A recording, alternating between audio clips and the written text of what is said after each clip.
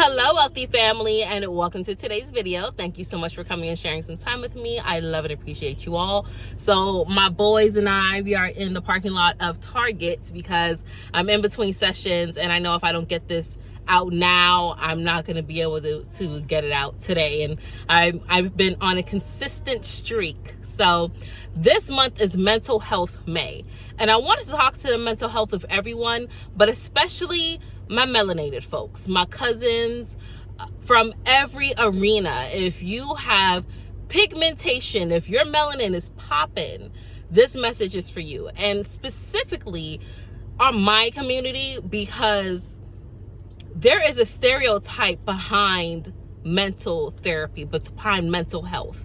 There's a stereotype that if you go to a therapist or you talk to someone, you talk about your feelings, it makes you weak, it makes you soft, it makes you whatever, right?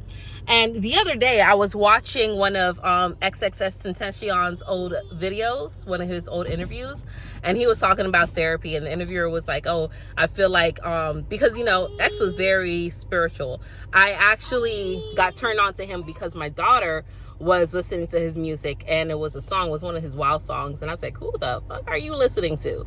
And of course I had to go down a deep dive, but then I was like, oh, shit, God, he has some knowledge about himself. And he was from where I'm from. Well, I'm from Miami, he was from Broward, but que sera, tomato, same area. So I was like, all right, Jit got some sense about him. But he was talking about therapy and how important it is for mental health and the things that went on around him. And it got me thinking about how I grew up in Miami. And I grew up in Miami with a Caribbean mother, who the first time, like when she came here to live was when I was born. So she was born in Jamaica. My father was born in Jamaica. Her mother is Cuban, Caribbean background. And we came to America. I was born here, and here we are today. But I was raised as a Jehovah's Witness. Initially, she was a Baptist, and my dad converted her to a Jehovah's Witness. So me growing up in Miami, my experience was vastly different than other people experience because I wasn't homegrown there. Definitely my family migrated there. And then, of course, me being a Jehovah's Witness, a lot of my experiences weren't the same. And because of my upbringing in the religion in the Kingdom Hall, it led me to go down the path of discovering my love, which is writing and reading, researching, communication, right? Absolutely love it. So from there, from in the Kingdom Hall, I used to read a lot. I used to research a lot because they always push that, right? I used to write a lot of different stories and scripts and talks and scenarios and things of that nature. So I would dive into like mental health, and why is it that people who don't love Jehovah, why do they celebrate these religions if they know it's not true, right? That was my thinking. I was always, the one hanging around the nerds in school. I was in Gifted, you may also know it as Alpha, but I was not around a lot of melanin people even in school because of the acceleration of my classes. Even though I didn't graduate high school, it's not because I was stupid, it's because I felt the school was stupid. Education wasn't teaching me anything. But I always used to dive into it because while they were doing those holidays, hey, calm down. While they were doing the holidays, of course, because I'm a witness, I couldn't participate. So I would be in the library and I would be reading and researching things. And I'm like, man, African Americans, Black people went through a lot in this country, right? Even though I didn't know the deeper meanings behind everything that transpired in this country, because history was never really my thing, geography was never really my thing, right? But I had my topics that I loved, which is the mind and the thought processes and trauma. And I always was grateful I had someone I could talk to and bounce these ideas off of, not my mom, but other people that I could bring these questions to. And as I grew older and I realized the stereotypes that plague our community behind mental health, I'm like, damn, how does it feel to always constantly have a barrage of disapproval, anxiety, worthlessness, stress just constantly hurled upon you, and not having anywhere to put that energy. Like, that shit is traumatizing. And then to be told that for you to go through all these things and then want to talk to someone about it makes you weak or makes you less than, especially a man, like, that shit is so crazy. So that's why when I started my Ascending Infinite Goddess, when I started my website and providing services, I made sure I had mental health on there, because the mind controls the body.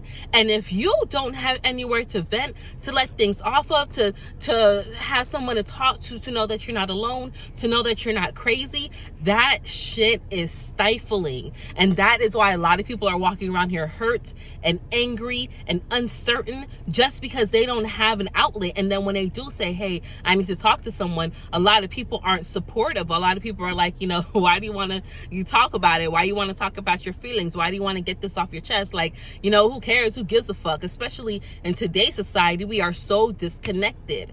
We are so disconnected. So I'm saying that to say this, okay? In all my years of research and understanding how the mind works, and understanding how people connect and how they flourish when they do have an outlet to vent, right? Think of it like a tea kettle that's building up all this momentum and has to let off the steam in some way, right? And keeping in mind with that, and along with the services I provide, I decided for Mental Health May for today, because it's my daughter's 20th birthday is coming up, y'all, right? And she's not even my oldest child. Her birthday is coming up. So in light of that, I am doing 20% off my mental health services from now until the end of the month. So from now until May 31st, my mental health services, which an hour is normally $88.88, or 2 hours is $155.55. I'm marking that off 20%. By the time this video goes up, you will see the difference already on my website. No code needed. And again, that's my website, www.ascendinginfinitegoddess.com, or you can call or text me at 786-828-8722. Mental health is so important. A lot of things can be avoided and can be put back right if you just have an outlet to sound off in. And I'm grateful that Spirit allowed me to be that vessel and that channel for so many people, because my angel oracle services, my readings, yes, but my mental health services are right there. And for those of you who may be thinking, what the hell can I talk about for an hour or 2 hours? Trust me, there's a lot of information that can be impacted in that time. I've had people come in and just sit down and be like, I don't have nothing to say, right? And when I say sit down, we do it through Zoom or we do it through a phone call. Unless you're local, then you can come in. But yeah, and I'm like, no, let's start asking questions, drill in, let's see where we're going to, because we are still connecting with your spirit. We're still dissecting things. A lot of the time, there's certain traumas that are being carried through the bloodline. We get to the root of that, because this day and age where we are all about self, our mind has to be right.